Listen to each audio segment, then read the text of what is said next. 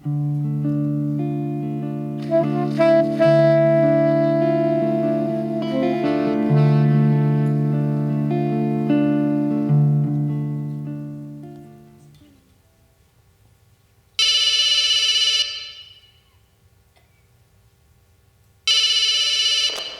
allô?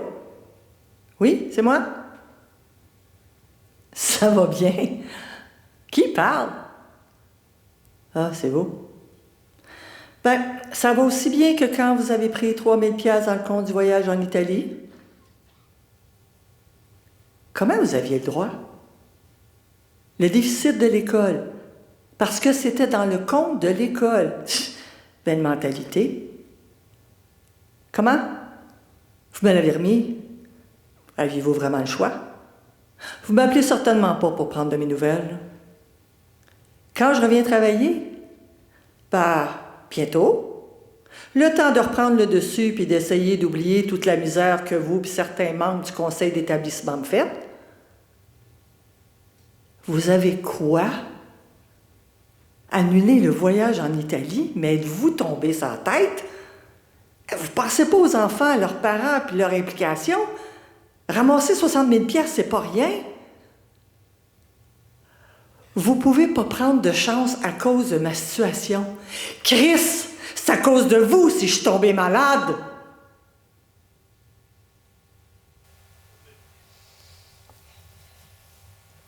Je dors sur le côté droit, puis quelquefois sur le dos. Je ronfle plus depuis que j'ai ma machine contre l'apnée du sommeil. 32 fois à l'heure que j'arrêtais de respirer. Je cuisine un peu, rien d'extraordinaire. Mais quand je m'applique, je suis capable de suivre une recette, puis même d'ajouter ma touche personnelle. Mais est-ce que c'est toujours bon? Pas tout le temps. Je suis créative. Je vois souvent ce que les autres ne perçoivent pas. Je lis surtout des essais sur la science et l'éducation. Quand j'ai un sujet en tête, je le dévore. Je lis tout ce qui peut se lire ou se voir sur le même sujet. J'aime apprendre. J'aime à penser que tout est possible quand on s'y met avec cœur et conviction. Mes tocs, je ne lâche pas facilement le morceau. Quand j'ai une idée en tête, il n'y a rien pour me faire changer d'idée. J'adore l'éducation. C'est viscéral. Tout allait tellement bien. C'était une merveilleuse idée d'aller en Italie.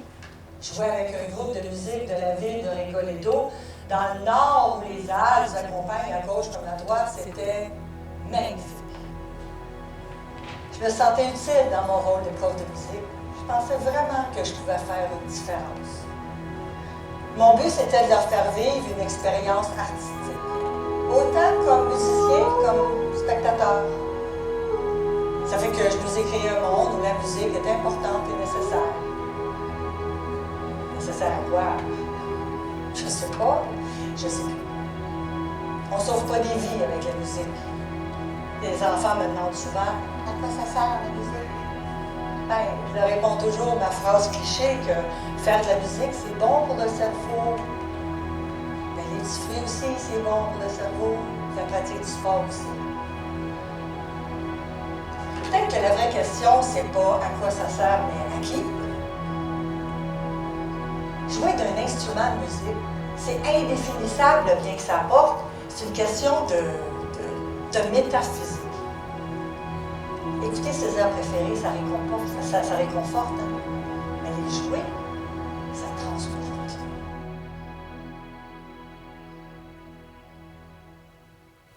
Malheureusement, je me suis rendu compte que la musique, ça n'a pas la plus grande importance dans une école puis qu'elle n'est pas nécessaire. J'avais une vision d'avenir qui a déplu à l'administration de l'école. Ça fait que là, l'administration m'a tout enlevé.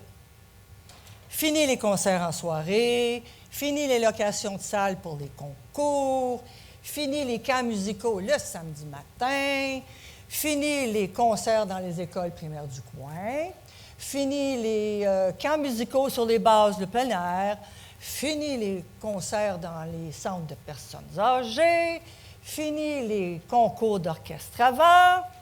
Fini l'importance de la musique. Fini l'importance du groupe de musique. Fini les merci. Fini les passions. Fini tout ce qui n'a pas été dit et qui dérangerait. Fini. Fini. Fini.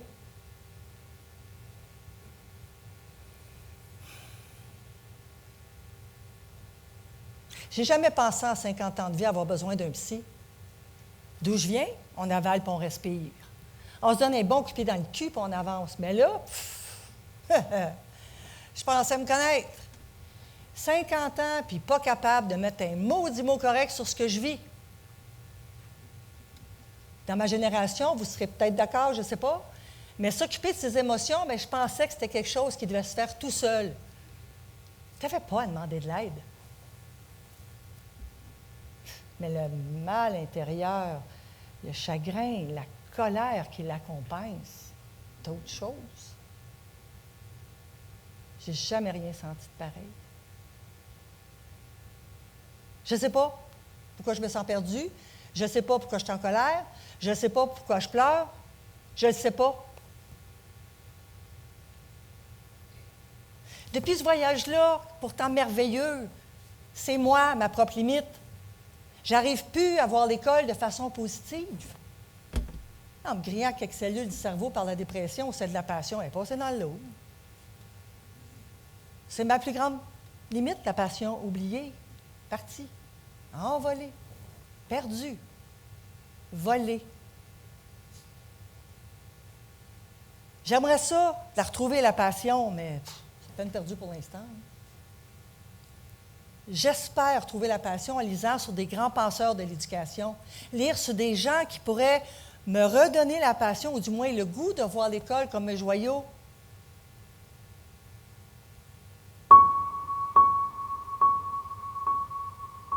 La dernière fois que j'ai pleuré, c'était à la mort de mon père. Ça, c'est une raison acceptable pour pleurer. Mais me lever le matin et pleurer, aller dans ma voiture et me mettre à pleurer, aller voir le médecin, pleurer, aller chez le psy, pleurer, pleurer, pleurer, pleurer, et encore pleurer. Je ne sais pas ce qui m'arrive.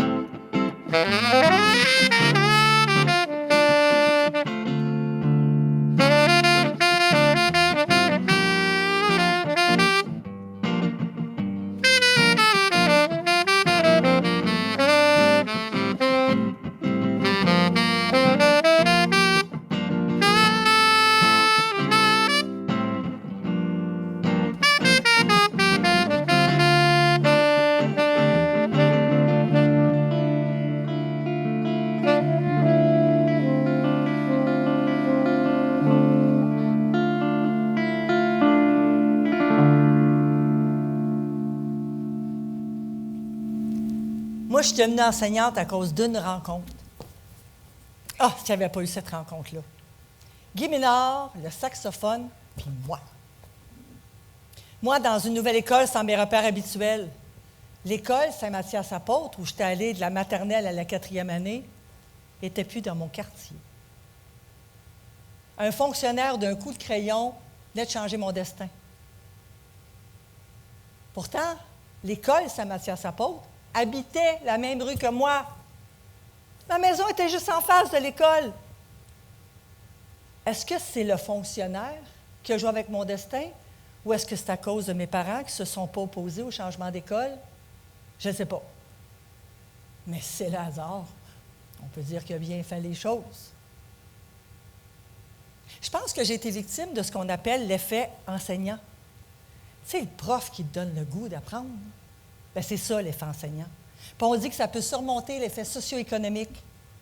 Plus tu viens d'un milieu pauvre, plus tes chances de réussite diminuent. Plus tu viens d'un milieu riche, plus ces chances-là augmentent. Bien, l'effet enseignant peut faire mentir ça. C'est les humains qui entourent un enfant qui est le plus important. Alors oui, ça prend un village pour élever un enfant, mais pas n'importe quel village. Ça prend un village de qualité. Je me souviendrai toujours quand il s'est présenté en début d'année et qu'il a commencé à jouer ça. Pink Panther. J'ai eu les yeux gros comme des 30 sous. J'ai tout aimé. Le son, la couleur dorée du saxophone puis sa forme.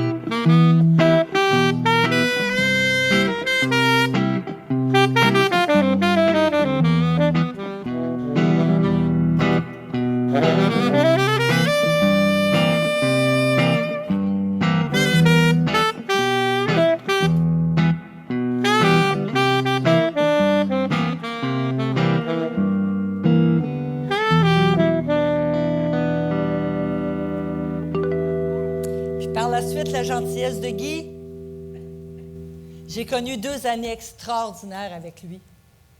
J'ai donné mes premiers concerts, j'ai connu la fierté, j'ai connu mes premiers applaudissements. Puis ces applaudissements-là, bien, ils me suivent encore aujourd'hui, comme adulte. Il n'y a pas grand métier où on t'applaudit. C'est certain, ça flatte l'ego. Mais il y a plus que ça, je pense. Il y a la reconnaissance de qui tu es dans ces applaudissements-là. Bien, à chaque fois que ça m'arrive, ça me rappelle ma rencontre avec Guy.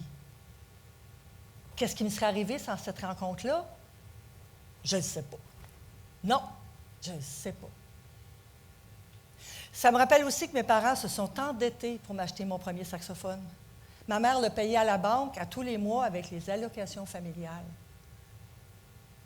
Mon saxophone, c'est mon fil d'Ariane.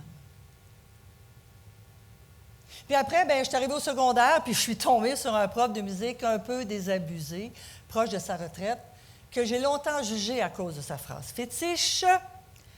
J'aimerais mieux aller jouer au golf que de me retrouver devant vous autres avec cette attitude de marde. Maintenant, je le comprends.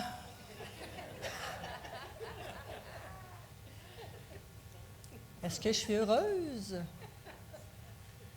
Je pensais le savoir, maintenant je ne sais plus. Je pense que j'ai abandonné l'idée d'être une enseignante en musique sans même m'en rendre compte. Je me sens perdue. Comme si tout ce qui faisait sens dans ma vie avait disparu. Je sais pas. Je sais pas. Je ne me reconnais plus. Ni comme prof de musique, ni comme femme.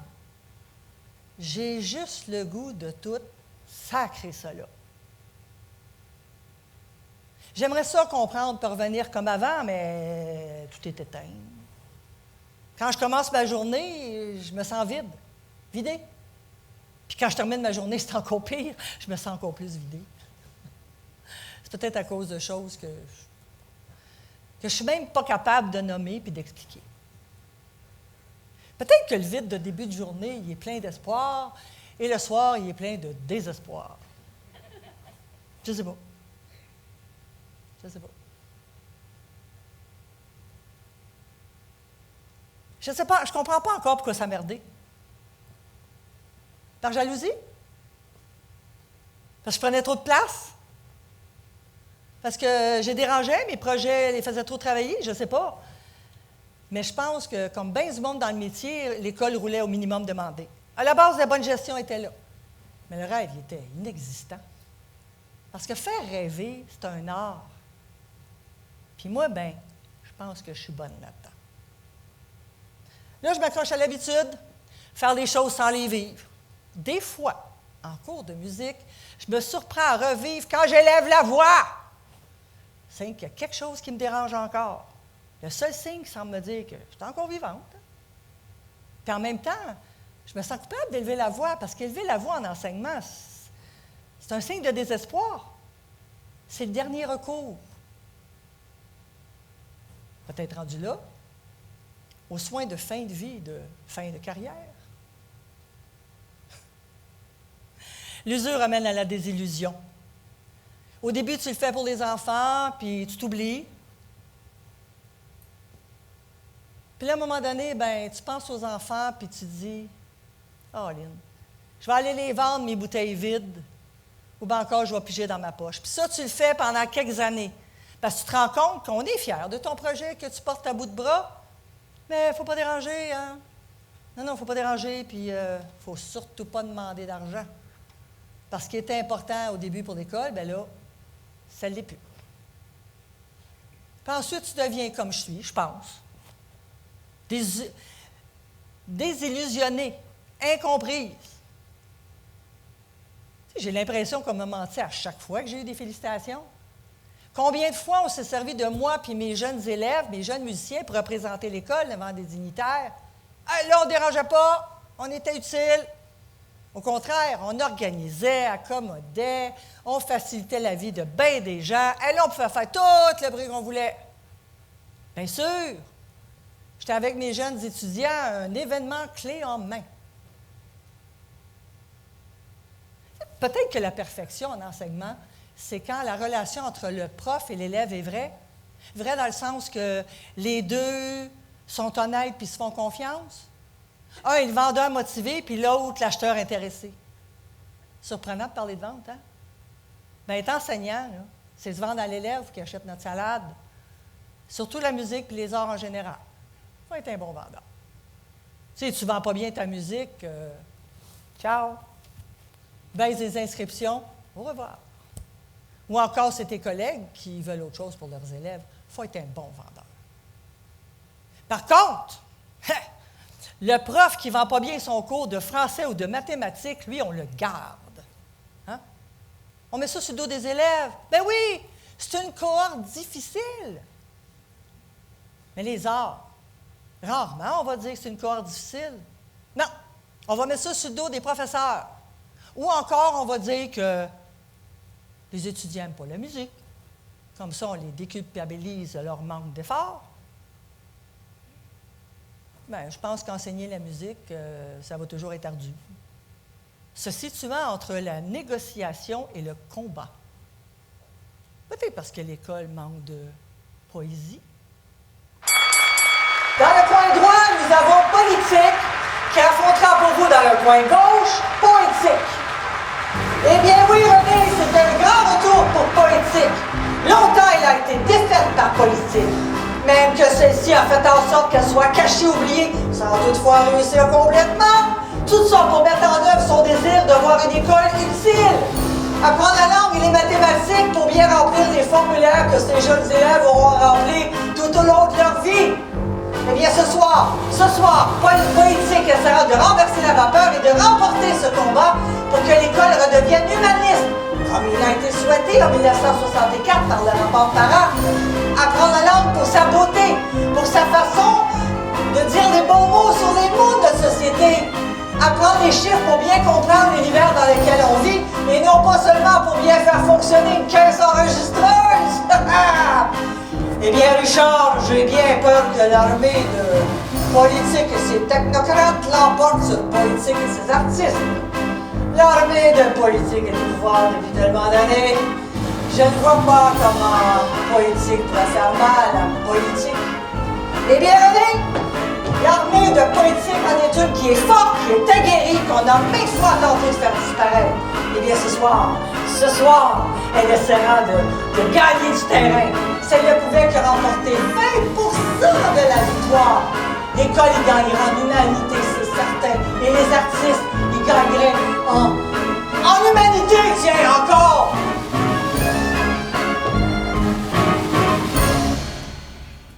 À 31 ans, j'ai appliqué sur un poste de musique en musique, J'ai appliqué sur un poste de professeur en musique à Laval au primaire.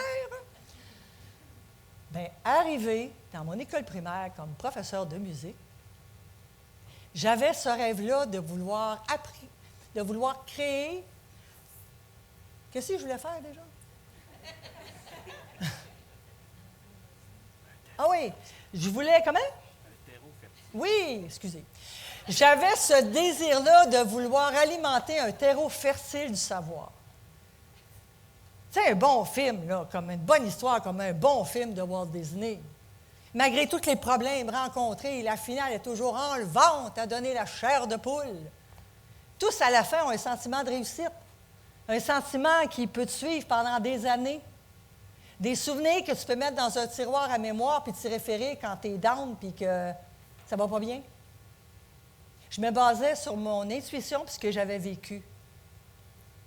Je voulais faire vivre à mes jeunes élèves une expérience enrichissante qui allait les marquer. Tout était à faire. Des références en harmonie, il n'y en avait pas beaucoup.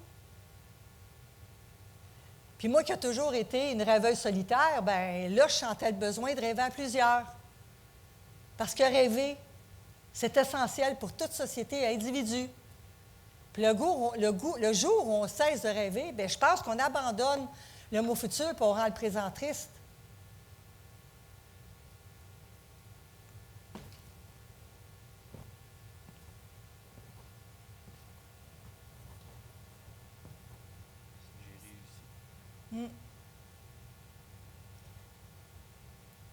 J'ai réussi à inclure les parents. Pas seulement comme bénévoles, mais comme élèves, tout comme leurs enfants. J'ai créé une communauté artistique d'apprentissage. C'était une fierté pour ceux qui en faisaient partie. Est-ce que c'est une fierté pour l'école? C'est correct, pas plus. On donnait pas mal de concerts par année pour toutes sortes de causes et d'événements dans les centres de personnes âgées, entre autres. Puis ces concerts-là, bien, pendant des années, ça a été notre raison de vivre. J'étais une enseignante qui allumait des feux dans les yeux de certains parents puis de leurs enfants. Aujourd'hui, quelquefois, il y a un scintillement, mais pas plus. Je vois ces murs où j'ai voulu foncer avec mon auto. Les nuits à ne pas pouvoir dormir. Le mal-être si intense. L'intérieur était écorché à vif. Incapable de faire sortir ce mal. Je me sentais rongée par des émotions que je ne pouvais pas nommer et que je ne voulais pas partager pour ne pas paraître faible. Le problème, c'est que tu te sens une moins que rien. Une épave. C'est sans parler des maux physiques. Le mal de dos atroce. Les maux de tête. Les reflux gastriques. La perte de poids. Je me déchirais par en dedans. Me vomissais déçu par l'intérieur. Et comme je suis un être de raison, je me battais constamment contre les émotions. qui va gagner? Je me disais que la situation n'était pas permanente. Mais les émotions voulaient vivre ce moment-là à fond.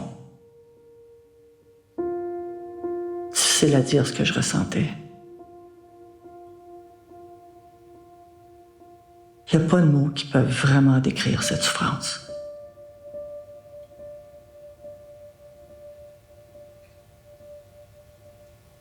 Qu'est-ce que je retiens de mon voyage en Italie? Je sais pas, mais j'ai rien fait de mal. Au contraire, j'ai fait rêver des gens. Je pense que j'ai apporté du bien-être aux gens. J'ai fait vivre des belles relations entre les parents et leurs enfants. Il y en a beaucoup qui se sont liés d'amitié. Pour ceux qui sont restés de ce côté-ci de l'Atlantique, je ne sais pas qu'est-ce que je leur ai fait. C'était soit par ignorance ou par stress, mais certains m'ont haï. J'ai, il paraît, été leur pire cauchemar. Je ne comprends pas.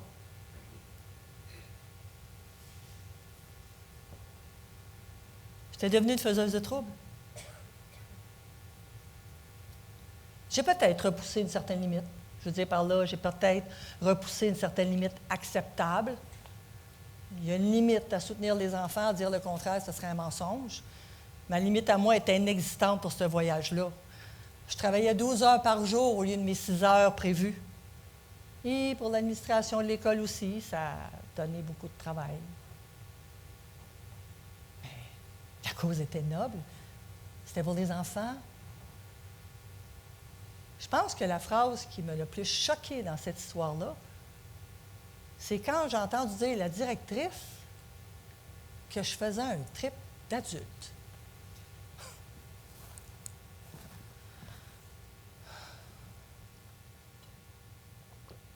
Je ne sais pas quoi répondre. Moi, ce qui me dérange, c'est le mensonge. Ah, le mensonge. Puis quand on y pense, bien, il y en a beaucoup dans l'éducation. Il y a des petits mensonges bien cachés derrière la bonne volonté. Comme par exemple, le ministre qui annonce en grande pompe qu'il va injecter 30 millions pour aider les enfants en problème, retard d'apprentissage. Hey, tu te dis, wow, quel bon ministre. Puis là, il y a quelqu'un qui est fort en calcul qui se rend compte que ce 30 millions-là, bien, ça représente 2000 piastres par école. Qu'est-ce que vous voulez que l'école fasse avec 2000 piastres? Il n'y a jamais assez d'argent pour aider tous les élèves qui en ont besoin. Fait que vous savez quoi? Ça devient une loterie pour enfants. Quand l'école a dit qu'elle va tout faire pour aider les élèves, on sait d'avance que ce ne sera pas suffisant. Ça, c'est comme entendre la phrase ou croire la phrase. Développer le plein potentiel de chaque élève. Hey! On sait qu'est-ce que ça veut dire, mais on peut-tu vraiment y croire? Moi, en tout cas, je n'arrive pas à développer le plein potentiel de mes élèves. Puis pour une fois, j'ai aucun doute, mais aucun doute que mes collègues non plus n'y arrivent pas. Pourquoi? Parce que les limites sont partout. Elles sont matérielles, humaines, dans la structure même de l'école, les horaires, le manque d'argent ou sa façon de distribuer cet argent-là. Hey, j'ai déjà vu une école avoir 5 000 piastres d'aide alimentaire, pour nourrir des enfants qui étaient déjà assez bien nourris. Merci, mais pas assez d'argent pour l'aide pédagogique. Puis, impossible d'aller piger dans l'aide alimentaire pour répondre aux réels besoins. Juste le dire, c'est ridicule, hein? Bien, c'est la réalité.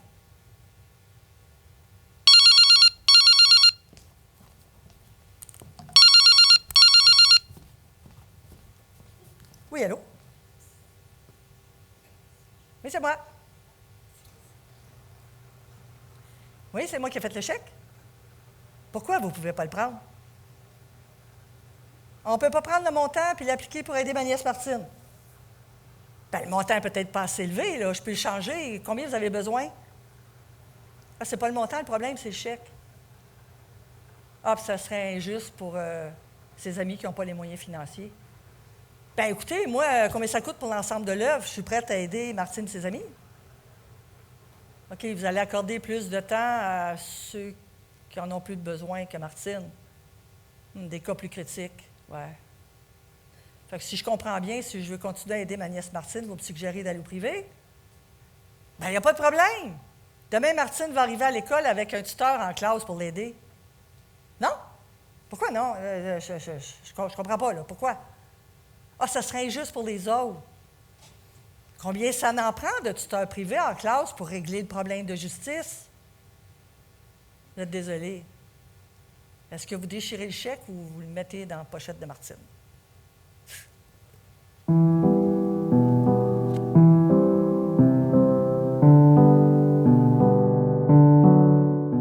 Bonjour, je m'appelle Joanie. J'ai des troubles d'apprentissage. Je suis dyslexique, dysorthographique, dyspraxique et dyscalculique. Et oui, je suis maintenant éducatrice spécialisée malgré toutes mes embûches que j'ai dans mon parcours scolaire et j'en suis très fière. Bonjour, mon nom est Sylvie. Je suis la mère de Joanie qui a des difficultés d'apprentissage. Et malgré les limites du système, nous avons réussi à les surmonter. Mais tu sais, toi, t'as vécu ça comment? Là? Ah, moi, j'ai vu ça, mon Dieu, ça a été une montagne. Une montagne à... Ouais, c'était pas facile. Tu cherches des ressources, tu cherches... Pour ton enfant, je pense qu'on essaye un peu tout de faire toutes sortes d'affaires. Puis, mais c'est l'aide. J'aurais aimé ça avoir quelqu'un qui a une structure, qui dit, bon, première étape, Sylvie, tu dois faire ça pour Joanie, pour l'aider à se rendre, tout ça. Mais non, c'était de l'inconnu. Mais tu sais, la direction, je ne peux pas dire qu'elle n'a pas fait son travail, mais tu sais, elle n'a jamais été là pour nous épauler. Tu sais, comme on s'en parlait, c'est plus les professeurs qui ont fait la différence, la musique qui a fait la différence, les gens qui m'entouraient, toi, mon papa, tout ça, Jen. Sans ça, j'aurais clairement pas réussi à... Non, t'aurais pas réussi à te rendre si loin. À me rendre aussi loin. Puis c'est plate, mais la direction a aussi été là pour mettre les bâtons un peu dans les roues, là. Ouais, le bâton des roues, surtout pour te faire avancer. Moi, vraiment qu'il y avait de l'avancement ou je voulais avoir certains outils, services pour aider. Il y en avait pas. Ils en cherchaient pas. C'était pas important pour eux autres. C'était pas... Ça se limitait à je fais le plan d'intervention. C'est encore là, puis on le suit pas. Puis on le suit pas, On fait ce que le gouvernement dit, on fait un plan d'intervention, on l'a, mais on le suit pas. C'est comme un petit papier que tu traînes du primaire au secondaire, au cégep, puis ce petit papier-là, puis cette étiquette-là que t'as, ben garde, ils vont pas plus loin, là. Ils n'aideront pas un petit peu plus loin pour t'aider ou tout ça, là. Non, tu sais, avec du recul, c'est clairement pas normal que tu aies dû faire rentrer, tu sais, Lexibook, que tu as dû payer, tu sais, de ta poche. C'est à l'école de faire ça, tu sais, maintenant, il y en a partout, là, dans les écoles, les Lexibooks. Raconte-moi les sons, mon ordinateur, tu sais, même quand j'étais à l'école, j'avais mon ordinateur. S'il y avait des suppléantes, des professeurs qui étaient pas au courant, ils essayaient de me l'enlever. Ils l'enlevaient. T'arrivais en pleurant. T'arrivais en pleurant parce que t'as enlevé ton outil. C'est comme si qu'il y avait quelqu'un, une paire de lunettes. T'as des lunettes, je te les enlève pour regarder au tableau. Ou t'es en chaise roulante, je te l'enlève, la chaise roulante, t'en as pas de besoin. Toi, c'était ton outil. Il aurait fallu que tu portes un chandail. Moi, j'ai des difficultés d'apprentissage assez sévères. Puis, regardez, même si je ne dérange pas, j'ai besoin d'aide. Le but, dans le fond, quand tu es dans le système de l'éducation, c'est d'aider la personne, c'est pas du nuire. Quand tu penses à tout ce que tu as pu donner, ce qu'on a même pu mettre de temps en tant que parent aussi, pour essayer. Oui, parce que, tu sais, il y a l'école, tu sais, il y a les services, mais il y a aussi tout l'environnement qui vient autour, tu sais, les facteurs de protection. Moi, vous étiez un facteur de protection pour moi, dans le sens que vous étiez là pour m'aider, tu t'as arrêté de travailler, t'as pas fait plus d'heures parce qu'il fallait que tu viennes à nos besoins. Mais quand je revenais à l'école, il y avait tout le temps quelqu'un, un pour m'épauler, mais pour m'aider. Tu sais, oui, maintenant, il y a plus d'outils, mais t'es pas plus accompagné. C'est ça, et c'est ça. Je pense juste à notre voisin, par exemple, que, lui, il y avait aussi plusieurs diagnostics, mais il n'y avait pas cette famille-là, il n'y avait pas cette aide-là. Puis en plus, il n'y avait pas l'école pour le soutenir. Il n'y avait pas le gouvernement, tu sais, qui s'est appliqué des mesures de subvention puis tout ça dans l'éducation. Fait que malheureusement, ça a fini par qu'il y a des plus gros troubles maintenant. Puis il a décroché de l'école. Il a décroché un décrochage scolaire, tout ça. Ouais. Mais tu sais, c'est ça, vous avez tous des facteurs de protection que j'ai, que plein d'autres enfants n'ont pas. Tu sais, que plein de parents sont pas outillés, puis ils sont pas informés. Les listes dans les écoles sont pleines. Ouais. Les listes sont pleines, les listes d'attente d'évaluation, les listes d'attente pour juste avoir du service à l'école, d'être en orthophonie, en orthopédagogie. Je pense que quand il faut que tu choisisses les pires, c'est pas normal. C'est pas normal de devoir choisir les pires puis laisser ceux quand même qui en ont besoin. Ce n'est pas normal. Ouais. Ben c'est ça le gros problème en éducation, c'est que il y a du délaissage. On est obligé de prendre des cas qui sont prioritaires puis de laisser tomber. Mais c'est fou, là, penser ces petits-là, là, c'est terrible quand on y pense. Mais je pense pas que le monde voit ça comme ça. Je sais pas si ils trouvent qu'ils payent trop de taxes, ils payent mais l'argent devrait être refait, replacé. Non, mais le système de l'éducation et tu sais, je veux pas. Socialement, là, c'est épouvantable. Là. C'est tout, là. Ces enfants-là, c'est tout, là. Ça touche toutes leurs sphères, là. Ça touche pas juste côté école, là. C'est plus tard, ils auront peut-être moins d'argent selon leur emploi parce qu'ils n'ont pas eu d'aide. C'est beaucoup, là. Non, mais juste le décrochage scolaire. Décrochage, mais oui. On le sait, là.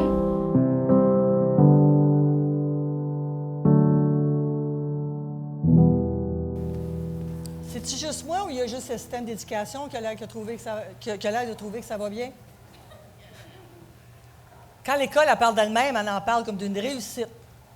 Mais de l'extérieur, on fait juste parler de sa faiblesse puis celle de ses élèves. Comment une équipe école peut se déclarer comme étant une équipe de feu quand il y a 20 de ses élèves qui ont peine à réussir? Il y a l'équivalent d'une polyvalente de décrocheurs par année au Québec. Puis ça, c'est sans compter ceux qui terminent leur 6e année puis leur secondaire 5 par la peau des fesses. Bien, j'ai mal. J'ai mal quand je sens le mensonge, quand je ressens le mensonge, quand je respire le mensonge, quand j'expire le mensonge, quand j'entends un mensonge ou quand je me convainc moi-même d'un mensonge comme étant une vérité. À force d'accepter l'inacceptable, bien, tout devient vérité, puis on oublie que c'est un mensonge. Me convaincre que je suis dans une école pro-musique quand je vois mes étudiants 1 heure par semaine, le prof d'éducation physique 2 heures par semaine, puis le prof d'anglais 90 minutes par semaine. Me convaincre que la grandeur de ma classe est insuffisante pour un titulaire, bien correct pour la musique. Me convaincre que ma gestion de classe est déficiente. La grandeur du local fait que mes élèves sont tout entassés les uns sur les autres. Me convaincre que le numérique est important en apprentissage. J'ai juste 4 ordinateurs recyclés pour 25 élèves. Me convaincre que la musique est importante. On n'a pas d'argent pour réparer les instruments brisés. Me convaincre que la musique est importante, mais que je vais rester une enseignante précaire une bonne partie de ma vie. Que tout au plus, je vais pouvoir les initier à la musique, mais jamais faire de la musique avec ce qu'elle a de grandiose. Fini. Fini les mensonges. Terminez les mensonges. Plus de mensonges. Le but de l'école, c'est pas d'asservir la société, c'est de réformer, c'est d'aider, c'est de préparer l'élève à réformer la société puis de reconstruire sa démocratie. Ça, c'est John Dewey qui disait ça. L'école, elle devrait toujours être le point de rencontre entre l'expérience, la façon de faire la démocratie, puis l'esprit scientifique. Puis là, par esprit scientifique, je ne parle pas juste de physique puis de chimie. Okay? Je parle de comprendre l'univers qui nous entoure. Le partage des connaissances, c'est ça qui fait se rejoindre la science et la socialisation. Ah, je sais, j'en entends me dire, si tu voyais mes élèves, oh, on est loin de ça. Mais moi, je réponds, on fait quoi pour les préparer à ça? Il y a quelqu'un qui a mis dans la tête des enfants que l'école va être utile. Est-il comme quelqu'un qui travaille dans une shop ou comme quelqu'un qui étudie pour réformer la société et sa démocratie? C'est certain qu'on part de loin. Il faut d'abord éduquer les adultes pour qu'ils passent le message aux plus jeunes. Puis peut-être là la grande limite avec l'argent. Voir l'école comme étant essentielle à l'humain, pas pour avoir un métier. Le but de l'école, ce n'est pas de faire de la pré-professionnalisation. L'école doit être plus humaniste.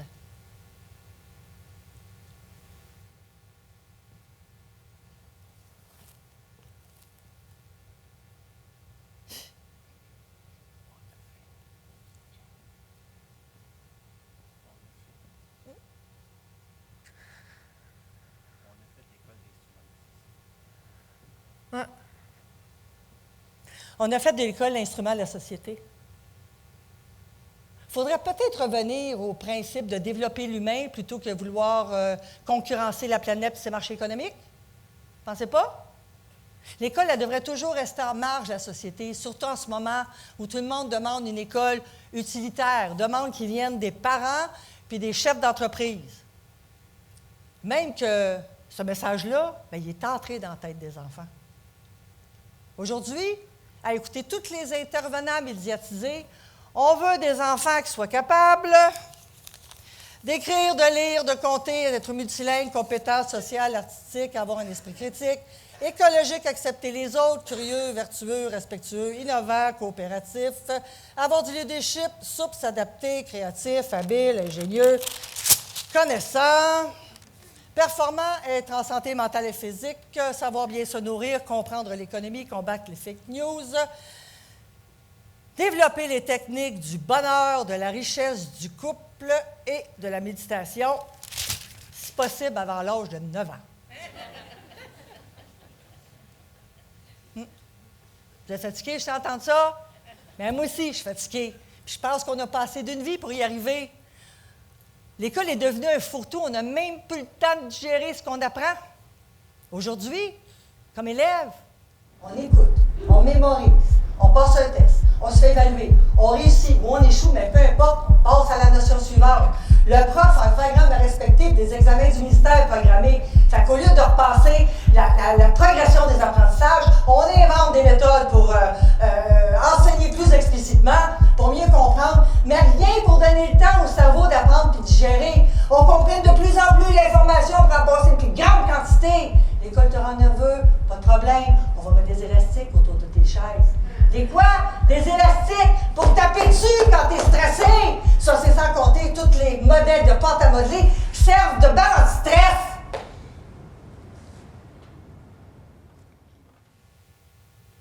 On pourrait tellement sauver les enfants de toute cette détresse scolaire-là, mais on ne va jamais jusqu'au bout pour y arriver. Pourquoi on ne change pas la façon de faire l'école? Pourquoi on ne passe pas à l'action plutôt que de réfléchir sur ce qui a déjà été très réfléchi? Puis moi, juste entendre sauver des enfants, ça me scandalise.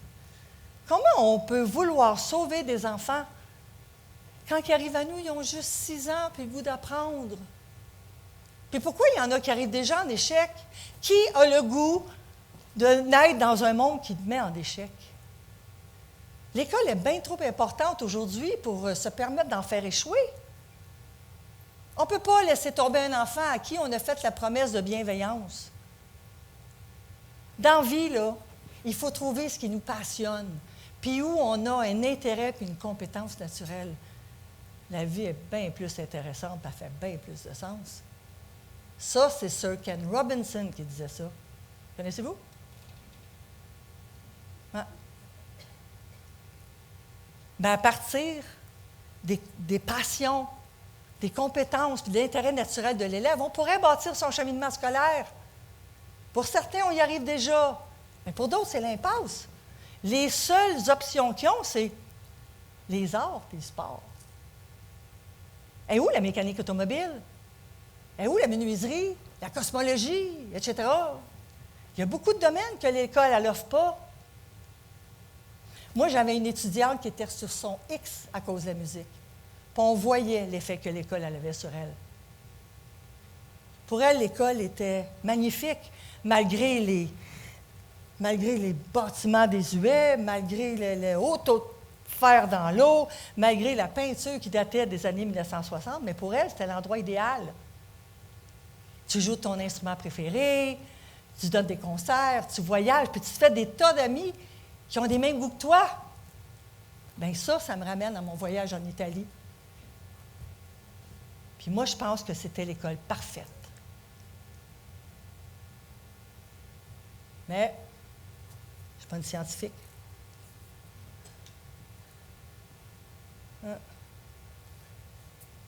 Quand je repense à mon voyage, c'est certain que ça m'a viré à l'envers.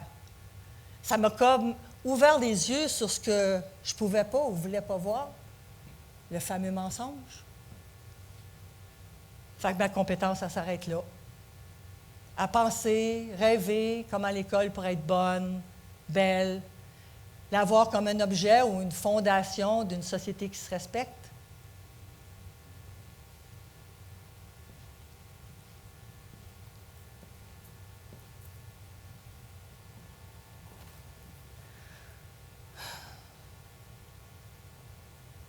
Il nous faudrait un ou des grands penseurs, des rêveurs comme ont été Paul Gérard-Lajoie puis c'est ceux qui l'accompagnaient dans le rapport parent.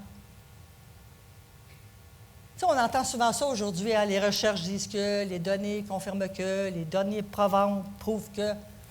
Mais avec Paul Gérard-Lajoie, on n'est pas dans la recherche, on n'est pas dans l'étude, puis on n'est pas dans les données probantes, on est dans la réflexion.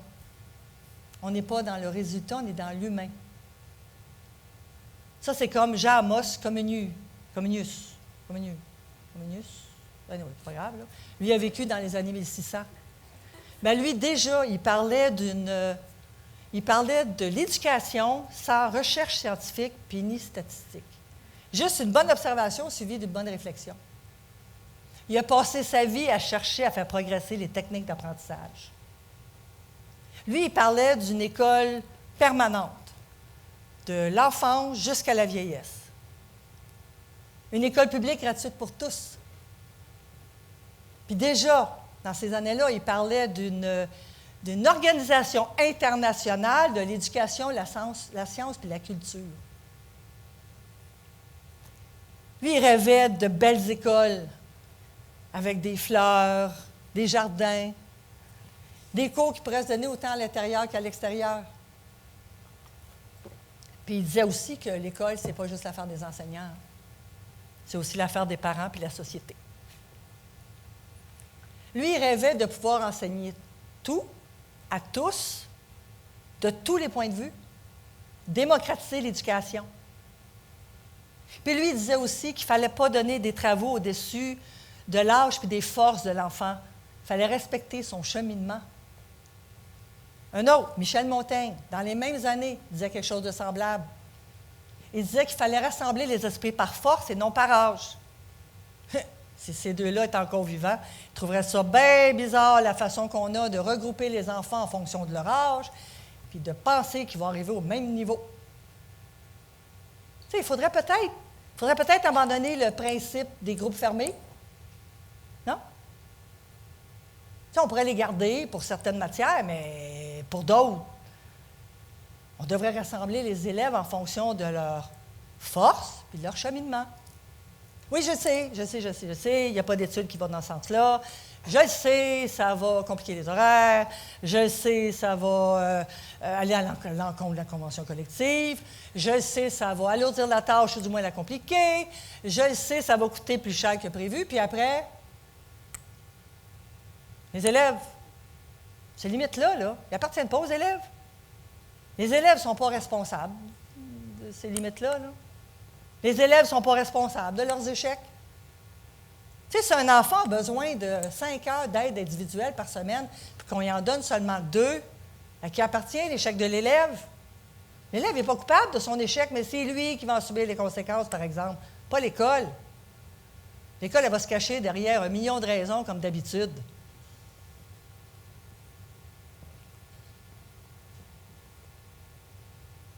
Michel Montaigne disait aussi que des fois, il fallait diriger l'enfant vers la découverte, puis d'autres fois, amener l'enfant à la découverte.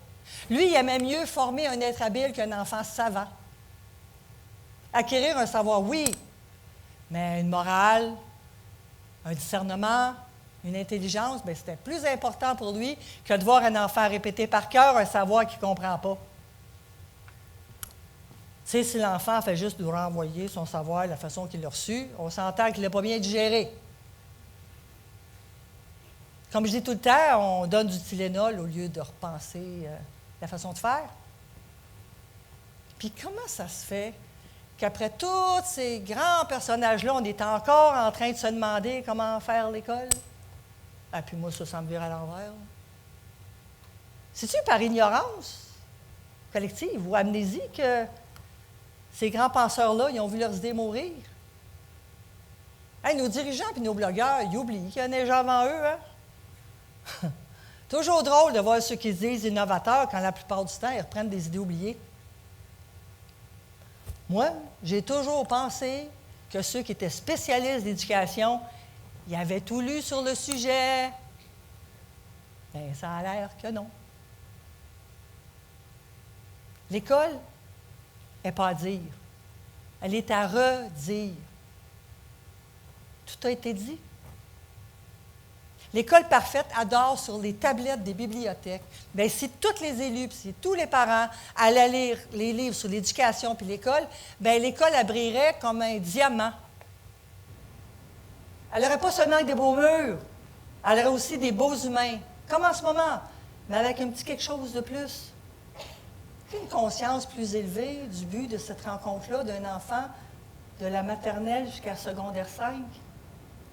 12 années d'une vie d'un enfant avec l'école. Vous savez à quoi je rêve? Je rêve que l'école abandonne, le mot échec. Moi, j'ai bien la misère à comprendre qu'on puisse placer en échec quelqu'un qui est en situation d'apprentissage. Est-ce qu'on dit à un bébé de 18 mois qui ne marche pas encore qui est en échec? Ben non. On pratique, on stimule, on fait des exercices. On consulte. Mais il va finir par marcher, ce bébé-là. Même affaire pour le langage. On stimule, on pratique, on consulte, Mais à la différence de l'école, le parent ne met pas de notes. L'école, elle met des notes. L'école, elle évalue. Elle fait réussir ou échouer. Elle met un code sur l'enfant. Moi, j'ai jamais vu un parent coder son enfant ou le placer en échec. On dirait que le principe de base de l'école a changé. Avant, l'école était conçue pour les enfants. Mais maintenant, c'est le contraire. L'école, elle doit s'adapter. L'enfant doit s'adapter à l'école. J'étais longtemps une amateur de données probantes comme solution. Mais en lisant sur l'éducation, je me suis rendu compte que ça ne peut pas être l'ingrédient principal à la réussite scolaire. Je vous dis, le courage, la détermination, l'honneur, l'espoir, la magie, c'est ça qui doit servir de peinture au mur de l'école.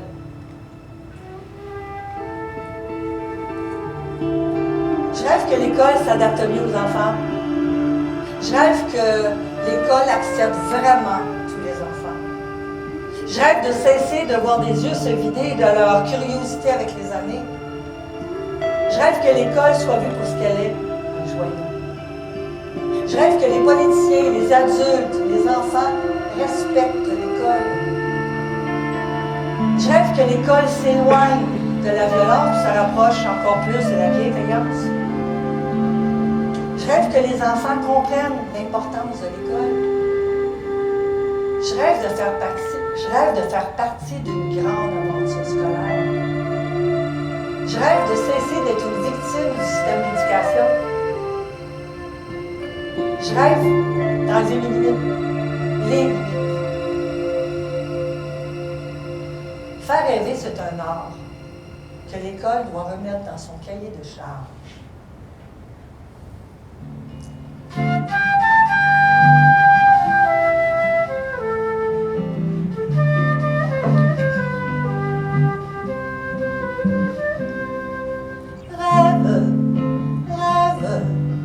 Rêve à ces enfants, ne les laisse pas se briser pour avoir à les réparer.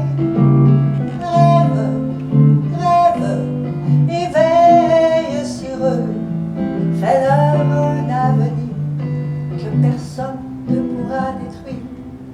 Dis-moi, peut-on se parler de ce rêve il y a si longtemps, d'oser être et d'oser dire pour mieux réfléchir. Maintenant, que faisons-nous de nos enfants? Rien n'est comme avant.